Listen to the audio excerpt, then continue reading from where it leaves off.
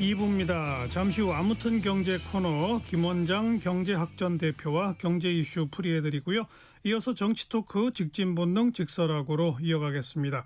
KBS 1라디오의 모든 프로그램 유튜브에서도 함께할 수 있습니다. 실시간 방송 보실 수 있고요.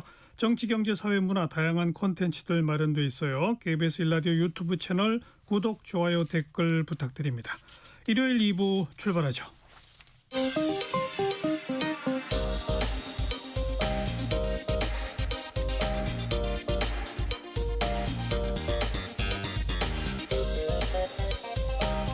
팩트체크 진짜 뉴스 정관용의 시사본부 KBS 1라디오 들어보면 압니다.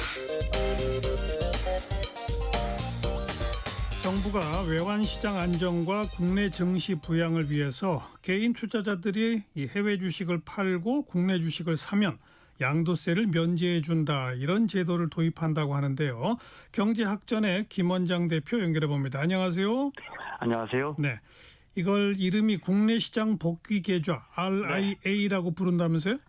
네, 그러니까 제가 만약에 오래전부터 이제 나스닥의 미국 증시에 오래전부터 투자를 해서 테슬라와 엔비디아에 한 5천만 원 투자해서 우리 돈으로 그 사이에 지금 팔면 한 1,000만 원 정도 이제 이익이 난다고 가정을 해보죠. 예. 그 이걸 팔면 1,000만 원 벌면 이제 당연히 갖고 들어올 거고, 이러면 이제 우리나라에서 주식 양도세를 20% 내니까 1,000만 원에 20%가 200만 원 정도. 사실은 저 차익이 250만 원까지는 비과세라 750만 원만 과세를 하는데, 그러니까 한 170만 원 정도 세금을 낼까요? 예. 자, 요걸 그대로 RIA라는 증권계좌, 지금 증권사들이 만들고 있는데, 그 계좌를 그냥 그대로 가져옵니다. 예. 제가 A라는 증권사에서 거래를 하고 있다면 그 증권사에서 RI 계좌를 만들어주면 그냥 계좌 옮기면 됩니다. 예. 그 다음에 거기서 이제 테슬라와 엔비디아 주식을 팔아버립니다. 예. 최대 5천만 원까지. 그래서 그 돈으로 코스피나 코스닥에 우리 주식을 사는 겁니다. 그 산 만큼 양도세를 면제해 줍니다. 그래서 만약 이게 5천만 원까지니까, 최대 5천만 원까지니까 내가 최대 판 돈 5천만 원을 전부 삼성전자나 하이닉스를 산다면, 우리 주식을 산다면 예. 양도세는 아까 제가 한 170, 80만 원 나온다 했는데 그거 한 푼도 안 내는 겁니다. 그렇게 삼성전자 샀다가 다음날 팔아버리면요? 이게 1년 이상 보유를 해야 합니다. 네. 1년 이상 네, 보유. 산 날부터. 중간에 내가 삼성전자를 샀다가 현대차로 바꾸고 싶어, 이건 얼마든지 가능합니다. 아하. 네. 지금 증권사들이 이제 이걸 만들고 있고, 정부가 대책을 내놨으니까 부랴부랴 만들고 있을 겁니다. 예. 내년 1분기쯤에는 옮겨 탈 수 있을 것 같습니다. 그러니까 1년 동안은 어쨌든 국내 주식에 계속 돈을 넣어놔야 네. 된다, 이거로군요. 네. 그렇게 해서 미국 주식을 팔면 원화로 바꾸게 될 테니까 원화 수요를 늘려서 이걸로 환율을 좀 진정시켜보자, 이거 아니에요? 이게 이제 그렇죠. 팔고 갖고 들어와라. 네, 우리 주식 사라. 사실 오를 만큼 올랐거든요. 네, 근데 이게 주식 투자해서 20% 양도세가 은근히 아깝긴 하거든요. 20%나 되니까. 네. 이거 이제 단기적으로 깎아줄 테니까 우리 주식을 사라. 지금 서학개미가, 그러니까 우리나라 개인 투자자들이 국민연금 같은 큰 보따리 말고요. 예. 국민연금 지금 한 500조 원 가까이 이제 해외 주식에 들어가 담궈져 있고요. 예. 개인 투자자들만 미국 주식의 3분기 말 기준으로 제가 찾아봤더니 1,611억 달러예요. 233조를 우리가 미국 증시에 담가놨어요. 어허. 이게 다 달러로 바꿔서 투자하는 거니까. 그렇죠. 그게 이제 달러 가치를 올리는, 달러 수요를 높여서 환율을 올리는 그런 기능을 한단 말이에요. 갖고 들어오면 팔면서 원화로 바꿔야 되니까 원화 수요를 높여서 우리 돈의 가치를 높여서 환율, 고환율을 좀 떨어뜨려 보겠다. 예. 네, 이게 이제 정부의 생각입니다. 이게 생각해 보십시오. 7, 8년 전에 그때 한참 정부가 미국 증시 많이 투자하세요. 해외 주식 수익 나면 돈 벌면 비과세 해줍니다 했지 않습니까? 한때 그랬었죠. 그랬었잖아요. 그 왜 그랬겠어요? 왜 남의 증시에 투자해라 그래? 그 정반대로 그때는 이제 우리 돈의 가치를 떨어뜨리려고. 네, 나가서 달러로 주식 많이 사세요. 알겠습니다. 원했고, 지금 이제 그 반대의 맥락입니다. 네. 그런데 이 제도에 허점이 있다고 민주당 의원도 지적을 하던데요. 그러니까 제가 코스피의 삼성전자보다 나스닥의 엔비디아가 더 오를 것 같다고 철석같이 믿고 있다면 엔비디아를 아까 말씀드린 것처럼 그렇게 갖고 들어와서 이익 난 걸 팔고 양도세를 면제받고 삼성전자 주식을 사버리고요. 예. 자, 이렇게 면제받습니다. 그리고 여윳돈이 있다면 다시 다른 계좌로 엔비디아 또 사면 되잖아요. 그렇죠. 이걸 민주당의 그 자본시장 정책을 어떻게 보면 총괄하고 있는 제일 그 입김이 세다는 이소영 의원조차도 예. 이걸 기절했더라고요. 이렇게 하면 어떻게 할 것이냐. 예, 네. 예. 아무튼 지금 정부가 환율이 갑자기 쭉 오르니까 외환시장 안전에 아주 총력전을 기하는 모습인데 나흘 전이죠. 외환시장에 강력하게 개입하겠다라는 구두 개입 그 경고를 한 후에 환율이 급락하긴 했죠. 제가 방금도 찾아봤는데 40원 이상 급락했어요. 그때보다 예. 사흘 동안에. 네. 마치 그날 분위기를 보면 우리 외환시장에 선 넘지 마라. 뭐 형이 지켜보고 있다. 뭐 이런 정도로 굉장히 무서웠어요. 저는 이렇게 강력한 구두 개입을 수십 년 동안 본 적이 없습니다. 진짜. 네. 이제 저 속마음으론 저렇게 세게 나왔는데 오후에 안 떨어지면 어떻게 했는데 다행히 많이 떨어졌고 1,450원까지. 네. 1,500원 뚫릴 수도 있겠다. 1,490원까지 갔었는데 90원 근처까지. 예. 하여튼 결과적으로는 대성공했습니다. 이걸 우리가 외환시장을 이렇게 마음대로 조작할 수 없습니다. 시장에 맡겨야 되는데 이게 이제 스무딩 오퍼레이션, 부드러운 오퍼레이션만 가능한데 그날 아주 터프하게 터프한 오퍼레이션 했습니다. 네. 그 전날 일본도 강력한 구두 개입을 했다고요? 일본도 그렇습니다. 우리랑 비슷한 처지입니까? 네, 그러니까 그렇습니다. 일본과 우리만 지금 달러가 내리고 있습니다. 그러니까 우리가 지금 유로화 대비해 보면 환전해 보면 1,700원이니까 달러 가치가 내리고 있는데 우리 돈과 일본 돈만 전 세계에서 유일하게 달러보다 더 내리니까 환율이 더 올라가는. 그래서 일본도 공교롭게 그 전날 강력하게 구두 개입이 나왔던데 우리도 이제 그 다음 날 정말 총력전을 다해서 예. 우리 가만 보고 있지 않을 거야라는 분명한 메시지를 냈고 하지만 또 그런 생각도 들었습니다. 이렇게 할 정도로 다급한가? 약간 우리 외환 당국의 패가 드러나 보이는 네, 그런 면도 좀 없지 않았습니다. 네, 네. 그리고 또 정부가 증권사들의 그 해외 ETF 영업도 못하게 하고 있다면서요? 사실입니까? 정부는 우리가 그런 말 한 적은 없다 그럴 거예요. 그런데 이제 이거 미국의 레버리지 막 2배, 3배씩 되는 거 너무 광고 많이 하잖아. 이런 거 위험해. 라고 정부가 말하면 사실은 증권사는 이거 해외 ETF 팔지 마란 말이구나. 제가 그제 증권사 임원분 만났는데 서석에서 우리 지금 광고도 못해요. 이렇게 이야기하시더라고요. 해외 ETF에 우리가 지금 여기만 해외 ETF만 대부분 미국 증시인데 100조 들어가 있거든요. 예. 그리고 또 얼마 전에 대기업 7개 그 대기업 관계자 불러서 환전 많이 하면 정책 자금 더 빌려줄게. 그 돈 여기도 한 1,100억 달러 정도 우리 대기업들이 돈 번 돈을 안 갖고 들어오고 지금 고간에 쌓아놨는데 달러로 환전 좀 해. 이렇게 말했는데 저는 이거 기업들이 기본적으로 판단해서 환전 않고 달러로 놔두는 게 유리하다 판단해서 놔두고 있는데 정부가 굳이 이걸 부드러운 목소리라고 해도 개입할 필요가 있을까? 괜히 기업 경영에 감나라 배나라 모양새만 구기면서 대기업들 그렇다고 지금 그 돈을 환전할 리도 없고 예. 네. 정부가 그걸 비튼다고 해서 외환시장에 큰 안정을 준다는 효과도 없고 이런 건 좀 효과가 없을 것 같아요. 네. 하지만 어찌됐건 환율은 수직 하락을 한 셈입니다. 그런데 또 외환보유고는 오히려 좀 늘었다면서요? 네, 결과적으로 결과 좋습니다. 결과는 외환보유고 1,200달러였고 진짜 지지난달 그 유튜버들 보면 경제 좀 한다는 사람들 나와서 외환보유고 4천억 달러 무너질 거야. 조심해야 돼. 더 쌓아야 돼. 우리 신문 칼럼들도 그런 칼럼이 되게 많았는데 결과적으로 4,300억 달러로 더 늘었어요. 이건 뭘 의미하냐? 정부가 외환시장에 탄환을 쓰지 않고 달러를 마구 팔면서 원화 가치를 끌어올린 게 아니고 진짜 이건 탄환도 아끼면서 구두 개입만으로 환율을 끌어올렸다는 뜻이고. 그렇죠. 네, 제가 계속 강조드리지만 근본적으로 우리는 무슨 중남미 국가들처럼 달러가 없어서 외환시장이 불안해진 게 아니고 넘치는 달러를 해외로 자꾸 갖고 나가고 원화까지 받고 나가서 해외로 투자하다 보니까 환율이 오르는 거거든요. 그러니까 고환율이 문제가 아니고 자꾸 왜 우리는 한국 안에 투자하지 않고 자꾸 밖으로 나가려고 하는가. 예. 또 우리 투자자들은 왜 코스피를 안 사고 S&P 500이나 나스닥을 사려고 하느냐 이게 문제인 거죠. 고환율은 그 그렇죠, 문제에 따른 현상일 뿐입니다. 예. 결국 국내 기업에 더 투자하도록 국내 기업이 잘 될 것 같다라는 믿음을 줘야 되는데 그렇지 네. 못하다는 얘기고. 네. 그런데 고환율을 하면은 우리나라 주력인 수출에는 매우 도움이 되지 않습니까? 또 우리 경제에 유리한 게 또 어떤 게 있어요?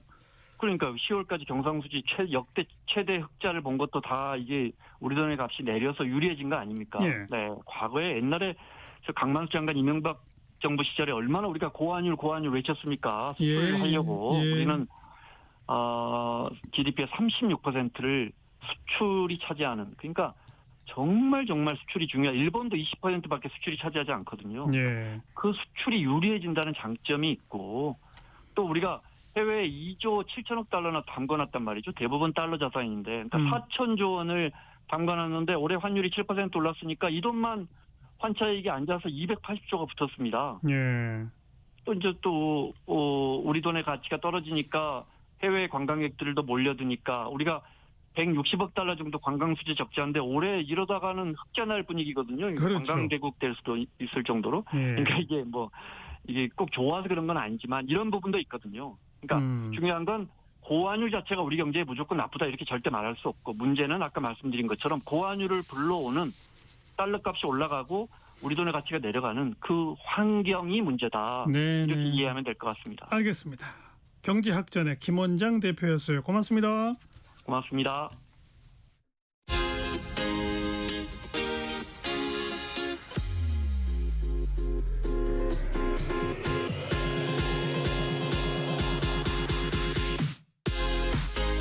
대한민국 시사의 중심 토요일 일요일 낮 12시 10분 KBS 1라디오 정관용의 시사본부.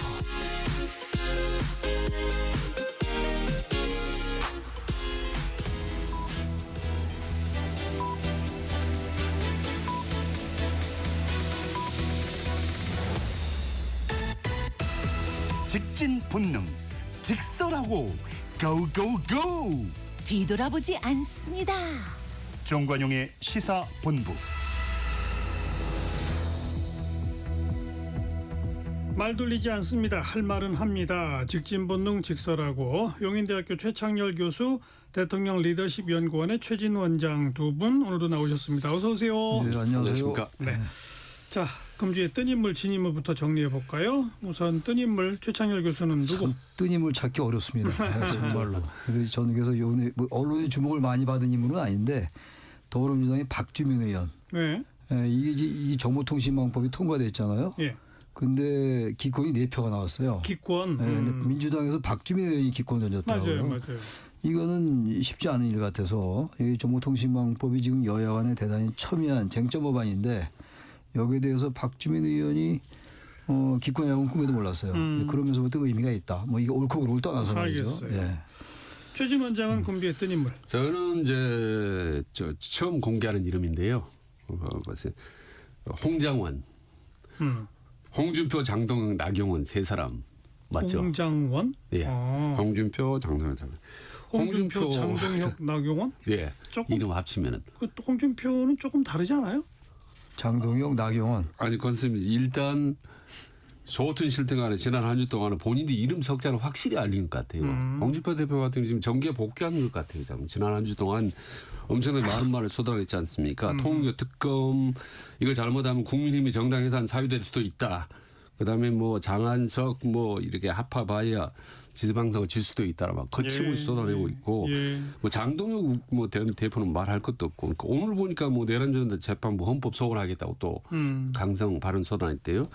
나경원 의원 같은 경우 엄청 친한 이제 뭐 바빴습니다. 보면 뭐 천정국 갔냐 안 갔냐 떠나서 뭐 이진숙이라는 강성 우파들을 모임을 또 가졌더라고 국회에서 거기다 더 소울 뭐 해서 본인은 뭐 서울시장 출정식 비슷하게 하고 그리고 새해에도 내년에도 확실하게 대여 투쟁에 강선봉에 서겠다 뭐 얘기할 정도로 그래서 세 사람이 어쨌든 이름 알리는 데는 일단 효과를 본 것 같다. 그래서 세 사람 이름 따서 요즘 홍장원. 국민의힘 안에서 장동혁 대표와 한동훈 전 대표 그리고 이준석 개혁신당 대표 이렇게 그 셋을 묶어가지고 이른바 장한석 연대가 되는 거 아니냐라는 말이 만들어지니까 네.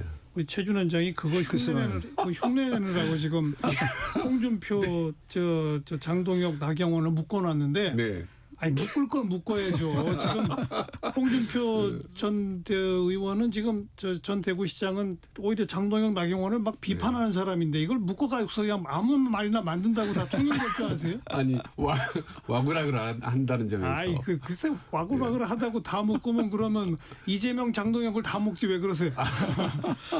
아무튼 이름은 좀 그렇더라죠. 홍장원 그 저기 느낌은. 국정원 차장이 제일 차장 이름하고 같잖아요. 일부러 해가지고 좀 아무리 밀어도 이건 안 된다니까요. 그렇습니까?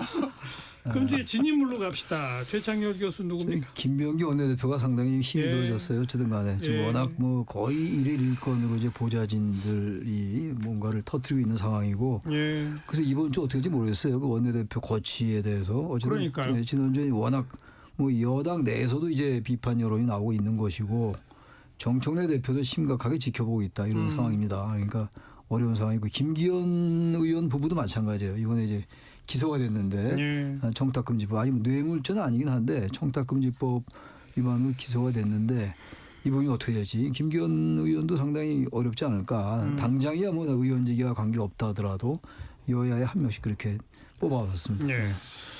최진 원장 금주의 진인물. 저는 진인물이라고 표현을 하는 게 적절할지는 모르겠습니다만 김병기 원내대표를 공격한 6인 전직 보좌관들인데 오죽하면 사실 6인이 다 공격하는지 그중에 한 명인지 두 명인지는 몰라요. 모르겠습니다. 예, 거기다가 플러스 전체적으로 여야 국회의원 보좌진까지도 저는 포함시켜서 말씀드리고 싶은 게 일단 6인 보좌진이라 합시다. 그럼 그들이 오죽하면 자기가 모셨던 의원들을 정말 저렇게까지 공격할 수 있느냐라는 생각이 들기도 하고 네. 그래서 반면에 앞으로 여야 국회의원들이 갑질 논란이 일어나지 않고 상당히 신경을 써야 되겠다라는 부분. 세 번째가 중요한데요. 네. 이번 사태를 위해서 국회의원과 보좌진들 사이에 상당히 좀 불신이 심화되지 않을까 하는 생각이 그렇겠죠. 듭니다. 걱정됩니다. 소리 없이 고생하는 보좌진들인데 의원들이 저 친구들이 언제 또 돌아서서 나를 공격할지 모르겠다라는 이런 불신이 확산될까 좀 상당히 걱정됩니다. 저는 이제 그 국회 사정을 좀 잘 알기 때문에 겉으로 드러난 그 외에 보이지 않는 그런 또 악영향, 폐해, 후유증이 만만치 않거든요. 이번 김병기 사태로 인한 아마 후유증 이런 부분들을 상당히 여야 의원들이 전부 한번 좀 깊이 되돌아봐야 될 것 같다는 생각이 듭니다. 얘기 쭉 나온 김에 더 좀 해봅시다. 우리 뭐 최진 원장도 최창일 교수도 뭐 저도 정치권 오래 가까이서 지켜보고 뭐 친분 있는 국회의원들도 많고 보좌진들도 많고 솔직히 톡아놓고 온갖 기업, 온갖 병원 등등에서 각종 특혜 등등을 지속적으로 받아왔던 거 부인할 수 없는 거 아니에요? 이게 이제 정도 문제인 것 같긴 해요. 정도 문제는 크죠. 물론. 그런데 제가 보좌관을 했잖아요. 네. 전 보좌관을 정확히 8년 했어요. 4급 보좌관을. 근데 제가 모신 의원들이 몇 명 있는데 딱 3명 있습니다. 3명 있는데 누구라고 말씀은 안 되겠습니다만 저는 이런 경우가 없었어요. 그러니까 이제 의원들 나름이에요. 이건. 물론. 아주 천양지차입니다. 그러니까 이제 의원실이 바로 옆에 이렇게 붙어 있잖아요. 붙어 있는데 완전히 다른 세계예요. 100호하고 101호가 있다 칩시다. 바로 이제 5발자국이면 옆방인데 전혀 다른 세계. 헌법기관이기도 합니다만 그러니까 의원들이 적어도 보좌진들을 대하는 태도의 문제라든지 왜냐하면 보좌진들이 4급부터 9급까지 있는데 이 사람들이 다 별정직 공무원들이에요. 그렇죠. 국가 공무원들이거든요. 공무원들을 이제 국가가 이제 채용하게 한 건데 이 사람들을 자신의 어떤 정책 활동이나 이런 것들로 하지를 않고 그러니까 사적으로 급할 때 이제 부리고 싶은 유혹이 생기죠. 그럴 때 자제해야 되는데 그게 이제 안 됐던 경우가 많지 않을까. 전 다행히 그렇지 않은 사람들과 같이 있었긴 했습니다만 지난번에 왜 강모 의원 인사청문회에서 결국 낙마했잖아요. 장관 민주당 의원. 이런 경우가 그러니까 의원들과 보좌진과의 관계가 그 경계가 대단히 애매한 거예요. 대단히 애매하기 때문에 기본적으로 상대에 대해서 인간적인 대우나 예우나 이런 게 결여되어 있으면 자신도 모르게 갑질이 나올 수 있는 갑질이라고 의식하고 하는 건 아닌데 자기도 모르게 이렇게 나오는 거죠.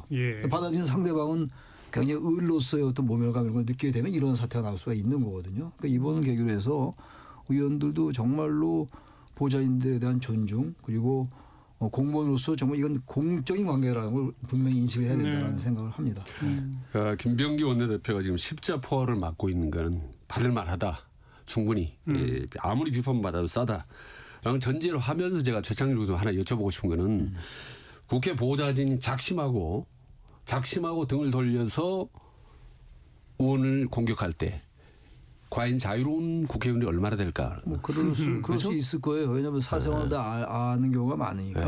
근데 예를 들면 죄송합니다. 의원들이 이제 바쁘면은 보좌관한테도 커피 한 잔 부탁할 수가 있습니다. 뭐 비서한테도 누구한테든지. 근데 그게 나중에 등을 돌렸을 때 국회의원이 나는 정책 입법 보좌하는 사람인데 커피 심부름 시켰다, 잔 심부름 시켰다 이렇게 나올 때 방법이 없는 그건 맞는 사실인데. 그렇죠? 이런 비슷한 사례가 너무나 많더란 말이에요. 제가 국회를 보니까.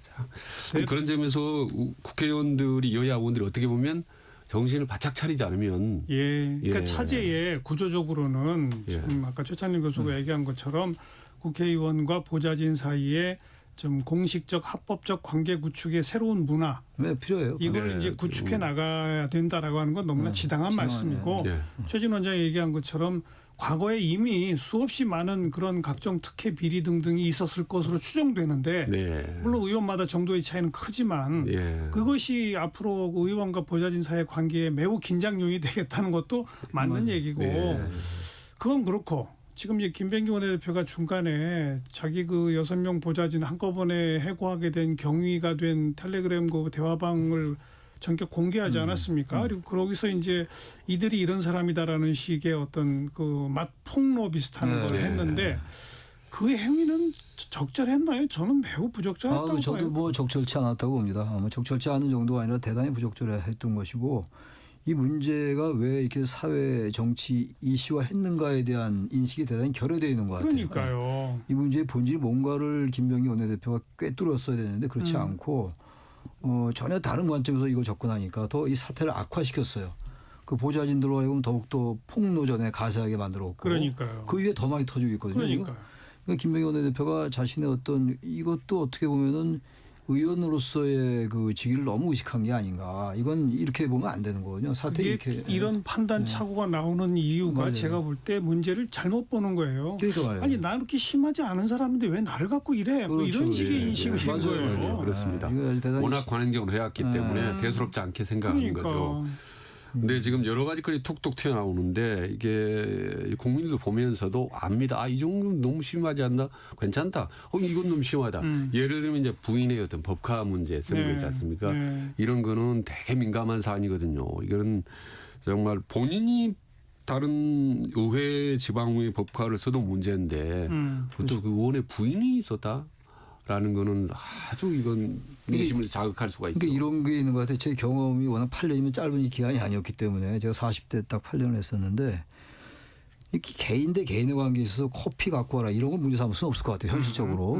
그럴 수 있는 거거든요. 충분히 그럴 수 있어요. 근데 그거 말고 의원의 가족에 관련된 거. 그렇죠. 그게 제일 심각해요. 의원의 부인이라든지 의원의 자녀들에 대해서 시키는 거. 이번에 이렇게 몇 개 나와 있잖아요. 그 아들 그 편입 문제도 나와 있고 또 국정원제 직원으로 근무하는데 뭐 정보를 알아봐달라는 등등 얘기가 나오고 있단 말이에요. 그런 의혹들이. 이거는 완전히 질적으로 다른 거예요.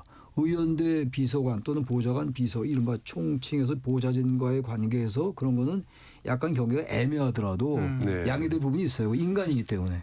그런 이걸 떠나서 나의 가족 문제 게다가 이제 부인이 법카를 이용했다 이런 문제가 되면 이건 차원이 달라지는 건데 김병기 원내대표 같은 경우는 그게 지금 다 있다고요 지금. 그래서 심각한 거. 그러니까. 그러니까 영부인 문제도 법적으로 규정이 없기 때문에 이제 많은 논란이 있었지만 국회의원의 가족 문제도 사실 경계선이 매우 애매해요. 이런 부분은 애매할 게 없죠. 가족 문제는 분명하죠. 공과사 완전히 구별해야죠. 의원의 비서기 때문에 의원의 보좌이지. 그렇죠. 가족 문제 절대로 하면 안 돼. 정말 이건 전혀 다른 문제. 예. 아무리 사소한 거라 하더라도 거기 아들이나 딸이나 그 의원의 가족에 관련된 거 이게 개입한 순간 벌써 완전히 모멸감을 느끼게 돼요. 전혀 다른 겁니다. 화요일 날 입장 발표한다는데 예측 예상컨대는 지금 흘러가는 모양새로 봐서는 원내대표 사퇴 쪽 아닐까요? 저는 뭐 그렇게 할 것 같아요. 저는 이 원내대표직을 유지하기가 어려울 것 같아요. 상황 자체가. 그 정청래 대표의 그 언어도 보면 글쎄요. 발언도 심각하게 지켜보고 있다 이렇게 얘기했거든요. 이 얘기는 다시 말하면 자진 사퇴를 유도하는 듯한 그렇게 느껴진단 말이에요.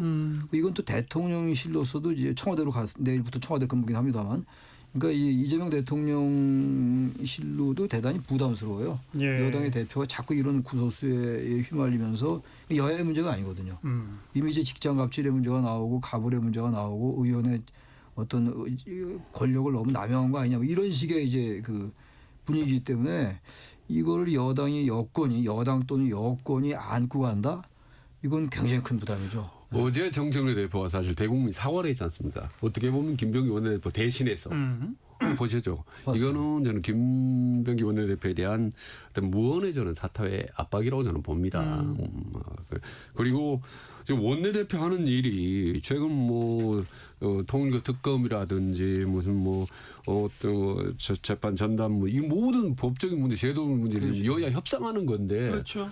본인이 이런 의혹에 휩싸여 버리면 여야 협상이 제대로 진전이 될 수가 없는 거죠. 예. 협상의 리더십도 살리기 어렵고 예. 협상의 권위도 떨어지고 그렇습니다. 명분도 모든, 예. 약해지고 여러 가지로 이게 지금 이 원내 사령탑으로서 전방위적으로 영향을 미쳐요. 악영향을. 그거를 여권이 모를 리가 있겠습니까? 또 오늘까지도 보면 뭐 사퇴의 선을 긋고 있다. 본인이 뭐 낮은 자세로 앞으로 더 자숙하겠다 이런 얘기들이 나오는데 그 정도 선은 넘어간 것 넘어간 같아요. 것 같아요. 예. 이미 그건 넘어갈 것 넘었어요. 같아요. 예. 너무 빠르게 하루하루가 막 불길이 번지고 있기 때문에.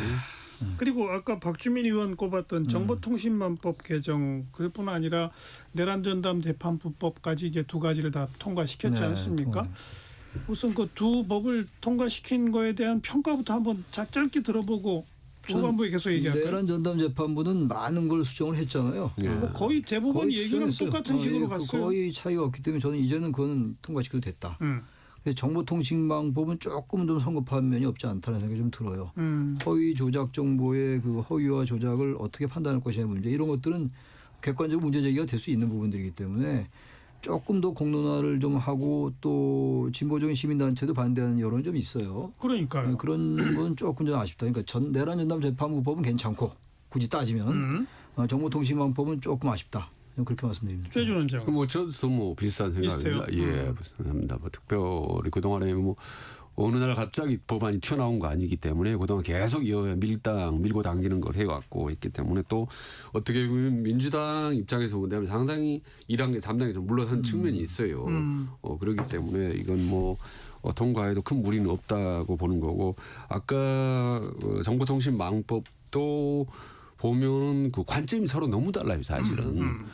민주당 입장에서는 가짜뉴스 어떻게 해서든 이 부분은 자제 근절을 하자라는 건데 이쪽 또 국민의힘은 또 언론 위축시킨다라는 건데 저는 오늘 언론 위축시키고 이게 악용될 여지가 있다라는 것은 솔직히 말씀드리면 약간 좀 추상적입니다.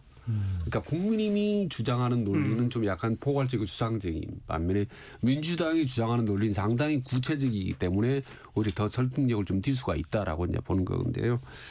어쨌든 뭐 이 부분은 민주당에게 뭐 작심하고 추진하고 있는 거고 그렇기 때문에 뭐 논란의 여지는 있지만은 뭐 통과될 거라고 봅니다. 유튜버 등이 이제 부당한 이익을 얻고자 의도적으로. 그 얘기는 이제 우리 후반부에 좀 더 네. 집중적으로 하고요.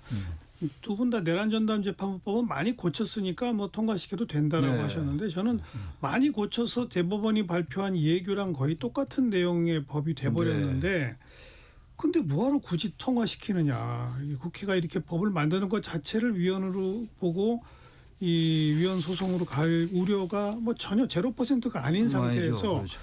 민주당이 얻을 실익이 별로 없는데 왜 이걸 굳이 법으로 하느냐. 글쎄요. 어디 좀 그런 생각도 그런 사람도 가능할 것 있어요. 같아요. 예, 맞아요. 이 예규라는 게 되게 규칙이기 때문에 금방 바꿀 수 있다는 바꿀 수 거죠. 있다는 그런데 거죠. 지금 네. 여기까지 흘러온 과정에서 이렇게 얘기를 하겠다고 해놓고 이걸 갑자기 또 없애요? 바꾸지는 없을 거예요. 못 바꾸죠. 못 바꾸는데 그러니까 이럴 때 좀 법원이 좀 전향적으로 민주당의 그 입법 취지를 살려서 그걸 좀 얘기에 더 반영한다면 저는 법안이 근데 이미 법안이 통과됐기 통과됐으니까. 때문에 근데 대법원은 그 법안에 따를 수밖에 없어요. 없죠. 없는데 이제 허허. 문제가 이제 그 위헌 법률 심판을 제청하면 제 말이요.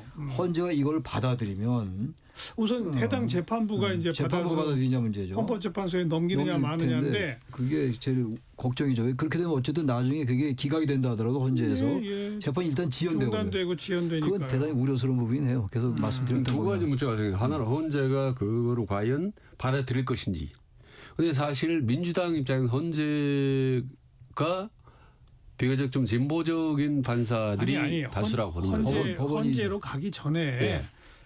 일단 이제 민주당의 논리는 이거예요. 자기들이 대법원 예규랑 거의 비슷한 수준으로 법을 바꿔놨기 때문에 거의 대법원 예규식으로 고등법원 판사회의가 이걸 이제 그 결정을 해서 기준을 정해서 넘기면 그 재판부를 좀 추가로 만들고 우리는 무작위 배당으로 하겠습니다라고 하면 거의 이제 똑같이 된단 똑같이 말이에요. 된다는 거죠. 그렇게 해서 구성된 그 재판부한테 피고인이나 피고인의 변호인들이 이제 헌법소원 신청을 하는 거기 네. 때문에 그렇게 구성된 재판부는 이걸 헌재에 가져갈 이유가 없을 것이다라고 보는 건데 만에 하나라도 그걸 가져가 보면 만약 법원이 받아들여서 헌재에 가져가면 일단 재판 중단되는 중단되니까. 거니까 그런 우려가 분명히 있긴 있어요. 그러니까 한 1, 2%라도 그런 우려만 있고 실질적으로 얻는 소득은 없는 법을 왜 굳이 통과시키나 이런 게 그러니까 강성 지지자들을 의식한 것도 없다고 할 수는 없을 것 같아요. 아이고. 사실. 그럼 만약에 말이죠. 이게 재판이 지연될 경우, 그래서 헌재가 재판이 지연될 경우, 재판부가 받아들여서 헌재로 받아들여서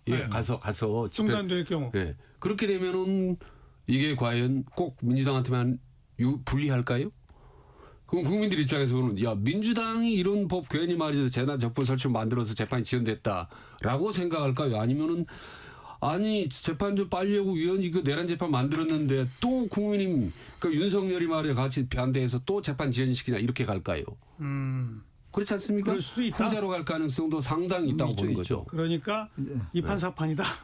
그리고 어쨌든 간에 이판사판은 아니지만 우려는 있어요. 재판이 지연되고 그리고 아무튼 지금 저 10년 구형된 건 1월 16일 날 선고가 날 테니까 네. 예. 풀려날 가능성도 없고 뭐 이런 걸 봤다. 예. 우리 최진 원장은 그렇게 또 볼 수도 있는 거네요. 그렇죠. 일단 법으로 하겠다. 이래도 저래도 민주당이 크게 불리할 것도 없다.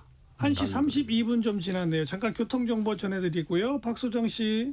네, 이 시각 교통정보입니다. 오후 시간대로 접어들면서 서울 방향으로 정체가 늘고 있습니다. 그래도 평소보다는 정체가 덜한 편인데요.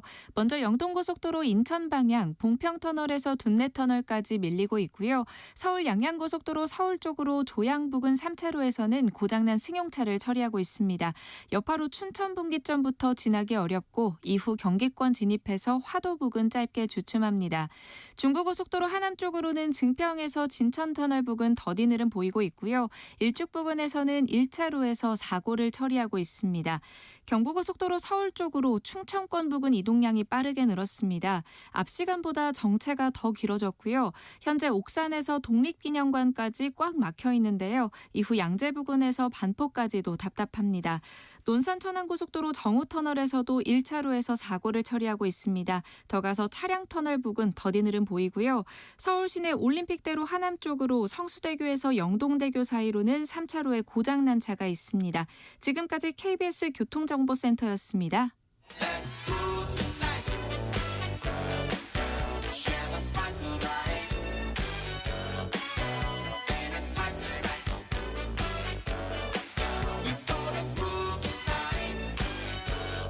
국민 MC 정관용. KBS 1라디오 정관용의 시사본부. 들어보면 달라요.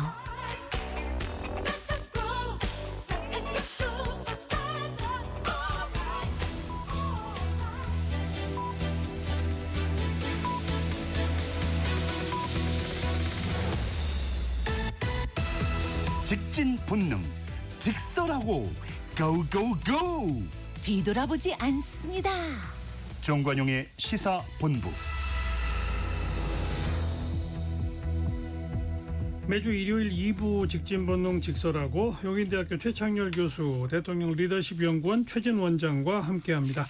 금주의 핫한 한마디 최창렬 교수. 전 장동혁 대표 얘기인데요. 그 필리버스터를 24시간 했잖아요. 거기서 한 말인데 참으로 이해가 안 가는 말이에요. 그 계엄에 대해서 또 얘기를 했더라고요. 2시간짜리 계엄이기 때문에 국회도 정상이었고 아무런 피해가 없었던 그런 계엄이다. 뭐가 문제가 있느냐 이런 얘기를 했단 말이에요. 근데 아직도 이런 인식을 진짜 가지고 있는 건지 아니면 정략적으로 또는 전략적으로 이런 말 하는 건지 알 도리가 없어요. 도대체 전략적으로 이런 말 한다면 대단히 위선적이고 비겁한 것이고 만약에 정말로 이렇게 인식한다면 이 양반은 이분은 저기 당대표 자격이 없습니다. 네. 근데 이런 말을 아직도 하고 있을까요? 2시간짜리니까 아무 문제 없어. 이게 윤석열 전 대통령과 똑같은 말을 하고 있어요. 지난번에 그 재판정에서 윤 전 대통령이 했던 얘기. 예. 어떻게 이런 생각들 그래서 제가 이제 느끼기에는 이분들이 그렇게 확신범에 속하는 것 같아요. 그렇죠. 그렇지 않으면 이런 말 못할 것 같아요. 네. 이제 시간이 이렇게 흘렀는데. 최준 원장은 금지 핫한 멘탈들이 특이하다. 이게 푸틴 러시아 대통령이 며칠 전에 했던 얘기인데요. 우크라이나가 평화적인 방법으로 해결하지 않으면 우리 무력을 불사하겠다라고. 뭐 이미 하고 있는데요. 뭐. 그러니까 본인이 이런 적반하장이 어딨냐. 근데 이 푸틴 얘기 들으면 꼭 윤석열 전 대통령이 59분짜리 최후 진술 이게 생각나는데 혹시 읽어보셨으면 저 읽다가 말았습니다. 글쎄요. 워낙 길어서 정말 긴데 그중에 본인이 참다 참을 만하다. 정말 참다가 못 참아서 인내심의 한계에 도달해서 결국 비상계엄을 했다는 거 아닙니까? 그러면서 2시간 반짜리 비상계엄이 문제가 있냐 아니면 2년 반짜리 국정 마비시킨 것이 더 문제냐 이렇게 예. 되물었어요. 결국 두 분이 똑같은 걸 뽑아오셨어요. 그렇습니다. 똑같은 말 보였습니다. 야, 그래서 멘탈 얘기하는 겁니다. 2시간 반이 더 문제냐 2년 반이 문제냐 이건 대답할 수가 없어요. 그게 그러니까 어느 정도 논리적이래야지 거기다 대고 논리적으로 아니 반박하지. 인식을 떠나서 자기들이 일부러 계획해서 2시간 반만 계엄한 것처럼 그러니까요. 그래서 제가 아까 그게 말이 되는 얘기예요. 위선적이라고 말씀드리는 거예요. 너무 계획한 게 이 2시간 반짜리예요? 위선적이고 말도 안 되는 소리죠. 근데 국회 표결 막으라고 국회 봉사하고 국회의원 끌어내라고 한 건 그게 뭐예요? 그러니까 앞뒤가 뭐 안 맞는 안 정도가 맞죠. 아니고 예. 정말로 과거 박근혜 전 시간 나면은 59분짜리 한번 최후 진술 한번 읽어보시면 정말 흥미진진할 겁니다. 아마 대한민국을 끓는 솥에 들어가 있는 개구리 같은 신세고 그걸 왜 읽어요? 뭐, 예? 그걸 왜 읽어요? 아니 다른 거 읽을 것도 많은데. 시간이 뭐. 저는 대통령의 멘탈 연구하는 사람입니다. 예, 윤석열 대통령 멘탈 근데 이 시점에서 윤석열 전 연구하려면. 대통령이 좀 바뀌기도 할 것 같은데 하다 보니 언어라도 말이죠. 전혀 안 바뀌는 것 전혀 같아요. 안 바뀌어요. 아, 대단합니다. 이거 정말로 59분 최후 진술 보면 하나도 안 바뀌고. 하나도 안 바뀌는 이게 연구 대상이에요. 이건 정말 이쯤 되면은 글쎄요 이거를 뭐 제가 심리 분석가는 아니지만 네. 이건 자, 뭐 계속 되풀이되는 얘기니까 그 정도 하고요. 네. 아까 이제 그 정보통신망법 얘기 좀 하다가 네. 말았는데 일단 뭐 진보당이라든지 참여연대라든지 이런 데서도 대통령 거부권 행사해야 한다라고 말하고 나오는 걸 보면 적어도 그들과의 어떤 그 최종 동의까지는 끌어내는 수준까지의 수정이 필요했던 거 아니에요? 그런 아쉬움이 좀 있는 거예요. 지금 뭐 의도는 알겠어요. 의도 알겠고 특히 이제 제가 좀 이게 공감이 가는 게 유튜버들 그런 어떤 특정한 의도를 가는 유튜버들에 대해서는 뭐 정확하게 뭐 단죄를 해야 된다고 보는데 그것까지는 예. 좋은데 예. 이게 그거만 있는 게 아니거든요. 그러니까요. 전반적으로 언론을 통제하는 것처럼 느껴질 수 있는 부분이 있거든요. 그러면 이건 그러니까 이것도 여야의 문제가 아니거든요. 그럼 지금 말씀하신 그런 단체들과 충분히 교감했어야 된다. 이거 글쎄요. 그렇게 급할 게 없거든요. 이거 예, 예. 내란 재판 전담은 그래도 이해할 수 있다고 치더라도 이건 그렇게까지 할 게 아닌데 그러니까 기본소득당이나 진보당이나 사회민주당에서도 기권자가 나왔거든요. 진보적인 당들인데 그래서 이런 부분이 그러니까 이런 부분을 조금 더 세련되게 했으면 좋겠어요. 제 말이요. 네, 의도는 알겠어요. 충분히 알겠고 필요도 합니다. 필요도 한데 이게 법의 선의와 관계없이 잘못된 결과를 초래하는 경우가 왕왕 있어요. 법이라는 많죠. 게 그런 것도 좀 대비하고 보다 조금 더 지지를 모아가고 이런 노력이 좀 약간 부족하다. 그러다 보니까 자꾸 거부권 행사라는 말이 나오고 하다 보니 박주민 의원 같은 분은 대단히 강성을 알려져 있었고 그랬는데 그런데도 기권했단 말이에요. 그러니까 이건 나름대로 메시지가 있는 거거든요. 이런 걸 좀 여당에서 좀 지도부가 좀 받아들였으면 어떨까라는 아쉬움이 있습니다. 분명히. 예. 그러니까 기왕이 지적하셨으니까 드린 말인데 처음엔 친고죄 조항을 넣었다가 나중에 삭제를 했지 않습니까? 이런 부분 민주당도 처음에는 아마 친고죄가 좀 필요하다고 생각을 했는 모양이죠. 그러니까 피해 당사자가 반드시 그것을 고소고발할 때 그 문제에 삼을 수 있도록. 근데 지금은 이제 누구나 문제 있다고 판단하면 이제 바로 고소고발하면 그걸 이제 재판으로 갈 수 있게 한 건데 이런 부분들에도 조금 더 정교한 부분이 필요하지 않았나라는 생각이 드는 것도 사실입니다. 그 외에 여러 가지 것들이 좀 보면요.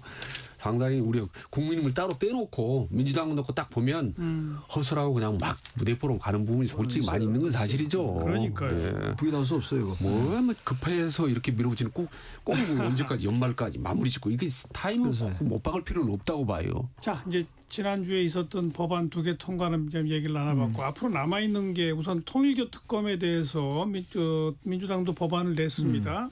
처음에는 여야가 한 명씩 추천하다 하자니 그건 뭐 말이 안 되죠. 그러니까 바꿔가지고 뭐 변협하고 법학교수회 등등이 추천하는 식으로 바꿨고 그다음에 신천지를 이제 조사 대상에 또 넣었고 민중기 특검을 일단 뺐고 뭐 이런 상태로 법안을 냈는데 정말 법안 또 통일교 특검을 진짜 할 의지가 있을까요? 아니면 그냥 또 이렇게 계속 협상 난항 겪다가 안 하려고 하는 걸까요? 어떻게 전략적으로 판단하세요? 야당에서는 이제 신천지를 넣은 게 이제 물타기다. 근데 그렇게 보일 부분이 없지는 않아요, 사실은. 이번 신천지가 갑자기 문제가 생긴 건 아니거든요. 통일교 관련이긴 한데 그러나 이게 또 본질적으로는 이 종교단체, 유사 종교단체와 정치권의 정치 유착 관계를 파헤친다면 이런 일이 없었으니까. 2023년도, 2021년도죠. 윤석열 후보가 이제 대선 후보 될 때 그때 신천지의 대거 유입설이 있었어요. 홍준표 전 시장이 계속 얘기하고 있는 건데 그렇다면 저는 차제에 신천지 같은 단체도 한번 넣어서 종교와 유사 종교 단체와 정치의 유착 관계를 한번 파헤쳐볼 필요 있다고 생각해요. 헌법에 분명히 정교 분리가 돼 있기 때문에 설령 민주당이 내심으로 신천지가 들어가면 통일교를 물타기 할 수 있겠다 생각한다 하더라도 특히 이제 통일교는 말이죠. 지금 여당이 불리해질지 야당이 불리해질지 모릅니다. 이건 해봐야지 알아요. 그러니까요. 전혀 알 수 없어. 어느 쪽으로 튈지 모르는 것이기 때문에 여당이 굳이 전 통일교를 물타기 하려고 신천지를 넣은 것 같지는 않아요. 신천지에 대해서는 그런 인식이 기존에 깔려 있었다 민주당에. 그런 생각이 좀 들기도 합니다. 저는 비슷한 맥락인데 만약에 민중기 특검 이 부분을 하게 되면 정말 저는 김건희 특검에 대한 물타기가 이루어진다고 보는 거예요. 저는 이 부분에 대해서 원래는 뭐 지연되고 이런 부분도 다 파헤치죠. 그리고 특검이라는 게 정치성이 강하기 때문에 일단 시작하면요. 다 건드리게 됩니다. 다 파헤치게 되는데 딱 꼽아서 안건으로 집어넣으면 저는 지금까지 있었던 많은 김건희 씨에 대한 여러 가지 의혹들, 문제 제기들, 증거들 이런 부분들이 완전히 뒤죽박죽이 돼버리다고 봅니다. 그런 점에서 그럴까요? 민중기 특검이 통일교 관계자의 진술을 확보하고도 민주당 쪽에 대해서는 조사도 안 하고 경찰이 이첩도 안 한 것 그것만 수사 대상이 되는 거 아닐까요? 그거를 국민의힘이 그렇게 하겠습니까? 아니 그 국민의힘이 하는 거예요? 특검이 하는 거죠? 이제 그렇게 만약에 구체적으로 대상을 정하는 걸 아마 받아들이지 않을 거예요 민주당이. 아니 어쨌든 이제 제목 자체가 통일교와 정치권 유착이기 때문에 그 민중기 특검에 대해서 조사할 건 그 대목밖에 없는 거 아니에요? 그거밖에 없는데 민중기 특검의 얘기는 이거잖아요. 지금 이제 그 전재수 전 장관이라든지 임종성 전 의원 그리고 김규환 전 의원 등은 2018년부터 2020년도까지다. 이건 김건희 씨와 관련된 인지 사건이 아니라고 보는 거예요. 그랬기 때문에 안 했다. 근데 이제 이첩을 안 한 거에 대해서는 민중기 특검의 명분이 약하죠. 그러니까 그것만 하면 되는 거예요. 그것만 수사 대상이 되는 거라서 할 수 있는데 우리 최진 원장이 말한 김건희 특검 전반이 뒤죽박죽 될 일은 없는 거 아니에요? 가능성이 저는 왜냐하면 수사관이 벌써 170명 가까이 되는 거고 6개월 동안 하다 보면요. 별별 게 다 유출될 수 있습니다. 저는 지금까지 특검이 제대로 흘러간 적을 본 적이 없고 그래서 너무 정치 성향이 강하게 발휘될 가능성이 높다. 특히 지방선거를 앞두고 있기 때문에 기본적으로 특검에 대해서는 상당히 좀 신중론자이고 심지어는 무용론에 대해서 상당히 저는 뭐 긍정적인 측면이다. 한번 봐보십시오. 특검이 6개월 동안 했는데요. 맥시멈 6개월을 다 쓰더라고요. 거기다가 100억 넘는 비용을 써서 200명 가까운 수사팀이 총동원이 됐는데 나오는 거 보면 매우 추악해요. 그래서 저는 통교 특검도 저는 개인적으로 한 3개월 정도만 했으면 좋겠다는 생각이 들어요. 이거 길게 하고 파헤치면요. 알겠습니다. 근데 그나저나 민주당은 진짜 할 의지가 있어요? 아니면 그냥 말로만 이러는 거예요? 어떻게 보세요? 뭐할 생각이 있는 것 같아요. 제가 볼 때. 안 할 이유가 없죠. 안 할 이유가 없잖아요. 지금 특히 여당이 아마 더 연관돼 있을 것 같은데요. 야당이 더 접촉이 많았을 거예요. 아마 여당이 굳이 마다할 이유가 없죠. 이거 통일교 특검. 근데 신천지에 대해서는 제가 볼 땐 뭐 정략적으로 어떤 생각들을 가는지 모르겠습니다만 꼭 해야 될 것 같아요. 신천지가 계속 정치권과의 연결이 있었어요. 있어 왔기 때문에 한번 이번에 기회로 해서 한번 들여다보는 게 유사 집단들, 유사 종교 단체들. 그러니까 할 의지가 있는 거라면 질문은 이제 순수한 의도가 있느냐는 저는 뭐 여야 어느든 순수한 의도가 있다고는 보지 않습니다. 사실 정치 정당들이기 정치가 때문에 뭐 중요한가요? 예, 다만 이게 워낙 국민들 관심사가 많고 사실 특정 종교가 말이죠. 이게 심해서의 권력과 유착 관계가 그건 다 알만한 사람이 아는데 차제에 통일과 신천지는 분명히 한 번쯤 해보자. 정확하게 해볼 필요가 있는 겁니다. 그럼에도 불구하고 저는 6개월까지 가는 건 저는 반대입니다. 개인적으로. 아니요. 그 유능한 검사들 수사관들이 어떻게 6개월 동안 파헤치기 시작합니다. 정말 저는 아찔합니다. 지금 세계 특검하는 건 뭐 워낙 특수한 알겠습니다. 경우니까. 그건 그렇고 내년도 1호 법안으로 지금 예고된 게 이 종합 특검입니다. 지금 뭐 김건희 특검, 내란 특검, 최상병 특검 다 끝났어요. 그리고 사실 그 각 특검에서 수사하다가 미진한 부분들은 사실 없어지는 게 아니라 다 경찰로 넘어가서 뭐 추가 수사를 더 하게 될 수도 있어요. 그런 와중에 민주당은 이 새 특검에서 미진한 걸 다 묶는 종합 특검을 다시 추진하겠다라고 하고 있고. 국민의힘은 뭐 이건 지방선거용 내란몰이 특검일 뿐이다. 뭐 이렇게 지금 반발하고 있고.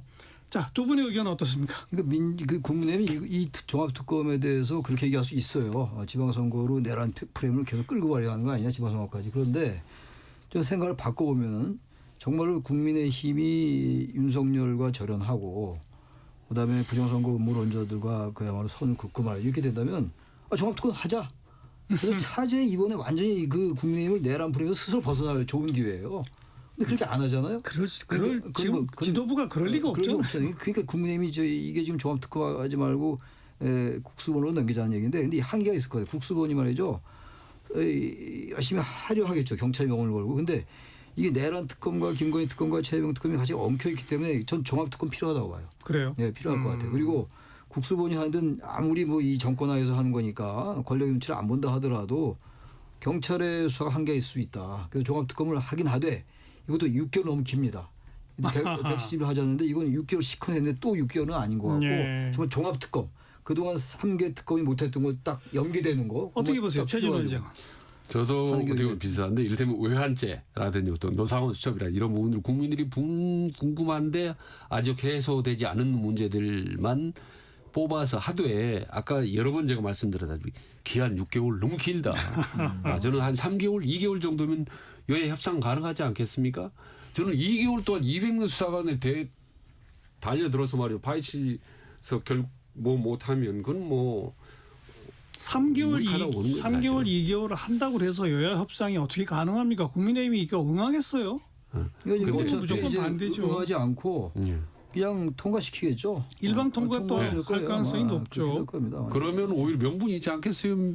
국민들에게 2개월만 하겠다, 3개월만 하겠다라는 식으로 이걸 또다시 몇 개월, 6개월 한다고 이제 이게 하면 핵심 쟁점이 파헤치는 건 좋은데 나머지를 아직 파헤치지 못한 거. 근데 이걸 왜 경찰에 안 남기고 왜 또 특검을 이게 쟁점이거든요. 그러니까요. 그게 쟁점인데 그 경찰 국수본이 과연 이제 이 부분을 다 이첩받아 가지고 대단히 연계된 게 많거든요. 김건희 특검, 내란 특검 등이. 이건 역시 특검에서 받아서 하는 게 낫지 않을까. 좀 짧은 기간. 최상병 특검하고 내란 특검은 사실 할 만한 건 크게 거의 다 한 것 같고 김건희 특검이 많이 남아 있는 거 아니에요? 김건희가 많이 남아 있고 내란 특검도 몇 개 남은 거 좀 있어요. 있는데 그 마지막으로 종합특검을 하긴 하되 절충안으로 그 대신 좀 짧게 해라. 네. 이거 6개월 똑같이 하는 건 아마 그건 그렇습니다. 아예 몇 개월 하겠다고 그냥 못 박는 게 낫습니다. 국민들에게. 그래야 명분도 있고 그러는 거지. 그리고 상당히 진보적인 그런 인사들도 개인적으로는 좀 피로감 얘기를 좀 합니다. 이건 이렇게 가다가는 뭐 그래서 좀 최대한 짧게 마무리했으면 좋겠어요. 특검 피로감 뭐 이런 얘기도 나오지 않습니까? 나오고 있어요. 그러니까 6개월 간다는 거는 이건 조금 무리한 게 아닌가. 과유불급이라고.